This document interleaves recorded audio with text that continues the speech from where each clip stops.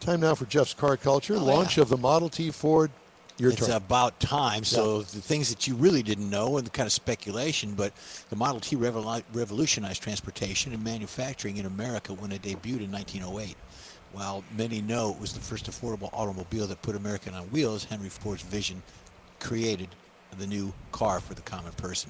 So here we go. Talk about price. Well, initially the car sold for $825 in 1908, equivalent to about 25 grand today. The affordable compared to other automobiles of the area, which typically cost about 2 grand.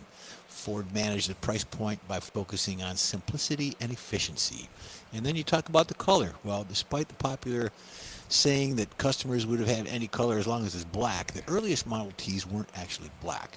The first production models came in gray, green, red, and blue. Really? Black became standard in 1914 because black paint dried faster. That's why? And it sped up production. Wow. Who knew? Who knew? So you talk about the people doing that. Well, workers were paid $5 a day in 1914, which was just generous. It was revolutionary. The wage doubled and the industry standard to follow allowed workers to afford the very cars they were building, and that's what Ford wanted. He wanted understanding that the customers create what was important to them. Talk about the budget. Ford's budget was not anything uncommon, but modern vehicles launched with massive marketing campaigns. Ford spent almost nothing on advertising for the Model T. The car essentially sold itself through word of mouth and newspaper coverage. Ford relied on the product's quality and affordability to generate the buzz. The assembly line? Well, contrary to popular belief, the Model T didn't launch with the famous moving assembly line. The innovation came 5 years after the release in 1913. So, I was going to say about 1914 when everybody got a raise. Yep. Before that, cars were built in a stationary position with workers moving between them, taking about 12 hours per vehicle. Wow. The capacity? Well, Ford's factory could produce 11 cars per day by 1914 and implementing the moving assembly line. The number skyrocketed to about 93 a car every 93 minutes, which was very good back then. Efficiency allowed Ford to continue dropping prices throughout production. The first global car, well, it's what they called it. It was designed as the world's first global car. Ford built factories across 6 continents, and the Model T was manufactured in 20 countries. That's pretty crazy back then in 1913, 1914. Talk about the procedures. Well, the Model T wasn't as simple as turning the key. Drivers had to set multiple levels to adjust the throttle, physically cranking the engine by hand. The crank would kick back dangerously and sometimes breaking a wrist or a finger if the unprepared person was operating it. The innovations that they had, well, the unique material solutions, it's a magneto, part of the ignition, was built in the flywheel using materials that had been used in automobiles before. The innovation eliminated the need for batteries in the early models through significant engineering achievements. Transformation of it was the Ford specifically designed the Model T with high ground clearance, flexible suspension to handle America's most unpaved rural roads. Don't forget, there wasn't any concrete back then either. The Model T arrived before proper roads did, actually driving demand for better infrastructure nationwide. So kind of contributed to that. Now that's a Model A. Yeah. Mm-hmm. There's other pictures in there too. The source, many farmers use the Model T as a stationary power source. By jacking up the rear wheels and attaching a belt to the axle, the Model T could perform farm equipment like saws, pumps, and threshers, effectively serving as a mobile generator. The name, well, the T designated seems obvious now, but few know it represented the Ford's 20th design attempt. This previous model ran through much of the alphabet. Several of them failed prototypes before the Model T was a success. The earliest prototypes from 1903 were simply named with letters in sequence. So the T finally was at the end of the alphabet, basically. Other milestones, the production ended in 1927. Ford manufactured an astounding 15 million Model Ts. The record stood until 1972 when the Volkswagen Beetle finally surpassed it. No other single model dominated the market so completely for so long. So there you go. You're just going to drive it through America, and that's little tidbits and facts about that. And people didn't know all that, and now you do. So that was interesting, actually. I didn't realize. I always thought that the Model T was a assembly line made from the very beginning, but no, 5 years later. He was very innovative back in the beginning. So, thank you, Henry Ford and all the Ford family. But let's go recall something. He wasn't a very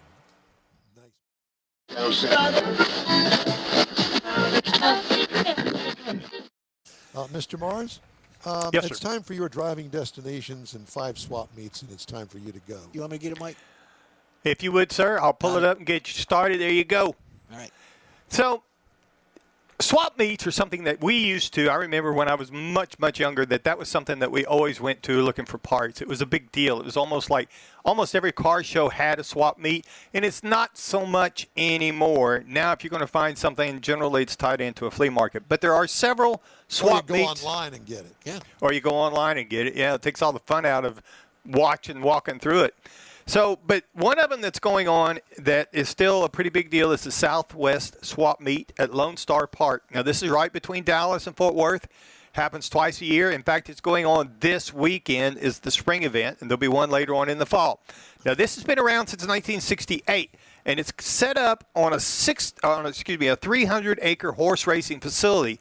So, it's not a lot of open fields and stuff. You've got parking lots and grandstand. The track's all right there in the background. But there's like 5,000 spaces available for vendors, food trucks, and the auto corral. So if you want to go looking for something in a little bit more of a laid-back atmosphere that's not totally too big, put on your walking shoes and go check out this one.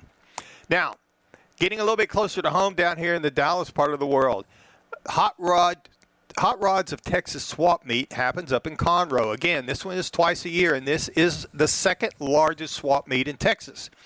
Now, the October event is set for October the 23rd and the 25th. Again, Montgomery County Fairgrounds out on Airport Road. We've been out there a couple of times with some other events. It is a real fairgrounds. It is a large place, and they use the whole thing. Hot rods, muscle cars, project builds. And the great thing about this one is if you're going to be a vendor there, if you're going to come in there and set up, you got to have at least 75% of your content or your stuff you're bringing in has got to be auto related. So you're not really going to turn this into some sort of flea market with a lot of handicrafts on it. And it usually draws a pretty big crowd. Well, because Martha, isn't that a cute purse you brought over there? Thank you. got a car on it. So then we want to go to the big one. Now, this is the biggest in Texas, and it is considered one of the largest in the country. Now, this is the Pate Swap Meet. Happens April the 23rd through the 25th, so still got time to get there. Now, this was started in 1972 by several Texas car clubs who were going off to Pennsylvania, to Hershey, and places like that, and they got tired of making the drive. So they decided to set one up here, and it's been through several different places and now is home at the Texas Motor Speedway. 14 clubs get together to put this together. They have 2,000 vendors. They have 9,900 spaces for people to set up and swap parts and swap stories. Then they have an auto corral. And there's some pictures. Part of these pictures are from the top seating of the track looking out over the field. It uses the whole track. And a lot of people, I mean, they now have golf carts. A lot of people use scooters. A lot of people to get around. Last time I was up there, it wasn't quite this big. It was pre-COVID. I was there 2 days and still didn't get to walk through all of it. Wow. So there's lots of Lucky stuff you. up there and lots of things. And if you buy something, if you can't carry it, they got people that will actually carry it to your car. Oh, So yeah. one thing about these swap meets, whether it's these big ones or the smaller ones that you can find, the biggest thing you got to remember is bring cash. Cash is king because out there in the middle of that parking lot, you're not going to necessarily have access to a credit card. And the other thing is, if you want to get something in particular, if you're really looking for a hard-to-part find, you ought to get there a little bit early and get started on it. Okay. Bring your walking shoes. Yeah. And a couple others. Flip-flops. Yeah. You walk your feet off with that. A couple other things I want to mention quite real quick. Greenville Swap Meet. That's an old school option early in the spring that's up there. And the other one is the Corvette Chevy Expo down in Galveston. It's pretty close. That one also has a swap meet, but it's primarily GM focused, obviously heavy into the Corvettes. But swap meets are still out there, and you can find them. You just got to kind of look for them. They're not as plentiful as they used to be, but they're still a lot of fun. All right, thank you, sir. Got to take. There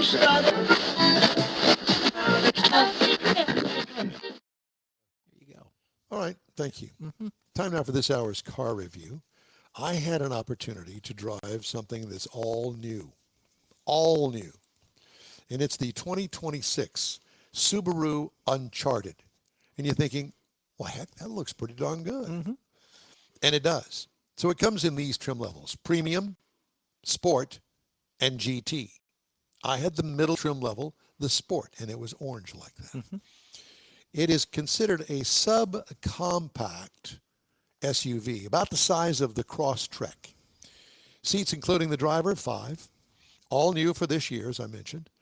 Best looking vehicle for its size, period, according to Don Armstrong. I really like it.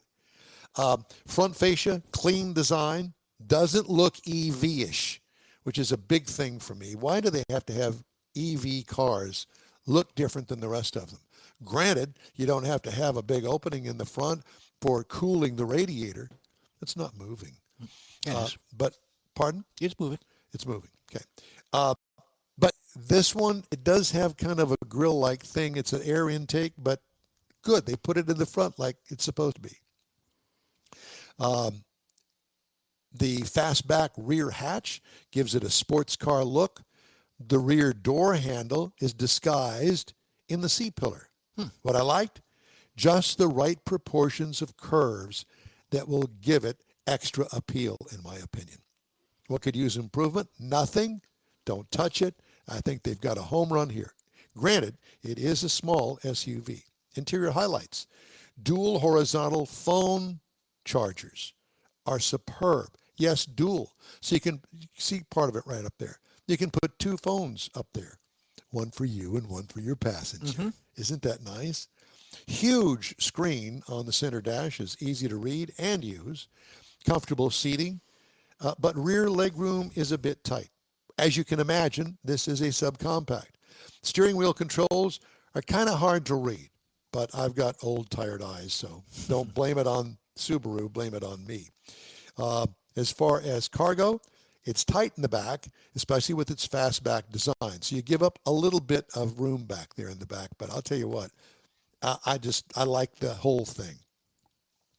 What I liked about it back there, the dial gear shift on the center console is handy, but why not use a stock style shifter on the column that would save the center console space for something else? Just saying. To me, this gets an Urban Vehicle Award. It is awesome. Engine is a 3.47 kilowatt hour high capacity lithium battery that has, drum roll please, 338 horsepower. Dude, that's a lot. It's a direct drive, dual motor, front or all-wheel drive. All-wheel drive obviously is an option. Well, it got 3.8 miles per kilowatt hour over 481 miles. Now, I charged it both at home and at work, and obviously you have to charge it because it's strictly an EV, nothing but electricity there. What I liked about it, plenty of power. What could use improvement? The range, 287 miles. Now, I've got another EV that I'm driving. It'll be the third one in a row that I'm driving now. And it also, different size vehicle, but it also has 287 miles of range on it. I think that's just kind of like, oh, well, we'll just throw it 287. Like the cafe standard type. Yeah, in that but relation. 287 miles, but it depends on how you drive. Do you floor it a lot? Do you drive it at high speed a lot? It ain't going to do 287 miles. But for an urban vehicle, which this is classified as, in my opinion, 287 mile range should be enough for you to get around town in 1 days of driving. Yep. 1 days. 1 days. Not 2 days, but 1 days. 1 days. Ride and handling, 8 inches of ground clearance gives it a true off-road look. Ride and handling, smooth ride for such a short wheelbase EV. What could use improvement? Nothing. Okay, here comes the pricing. You ready? Base trim price. Now, I had the sport model, which is middle of the road, $39,795. Price is tested, $41,720 because of some extra options on it. Base model price you can get in this vehicle, $34,995 is where it starts. Wow. Excluding tax, title, and license. Competitors, the Hyundai Ioniq 5, the Tesla Model Y, and the Mustang Mach-E. Next Okay. week, I'm going to review the Kia Sportage plug-in hybrid electric. And here's what I want to tell you about that. This is the first vehicle that I've actually made it an effort to plug it in because it's got a gasoline motor. Yeah. And so you plug it in and it's going to give you, I don't know, 40, 50 I was going to say about miles on the 50, battery. 55 miles, yeah. Yeah. So I've plugged it in, and I think that you're going to be surprised by what I have found by plugging it in. This one out here is a true EV, so it has to be plugged in. So the plug-in hybrid, that is the same relation as having a donut spare, because the donut spare tire only goes about 50, 60, maybe 70 miles. So the hybrid plug-in is basically the donut spare for the car. But oh my gosh, what a difference it makes in the gasoline total calculations. Yeah, gives you higher mileage. Whew. I was shocked. Yeah. And you know, I don't know why. I have not done it in the past because it's a pain. But I've got the pain worked out. I charge it at work, and then I charge it here at the house. So Gotcha. I've run an extension cord. And by golly, it works. So there's that. All right.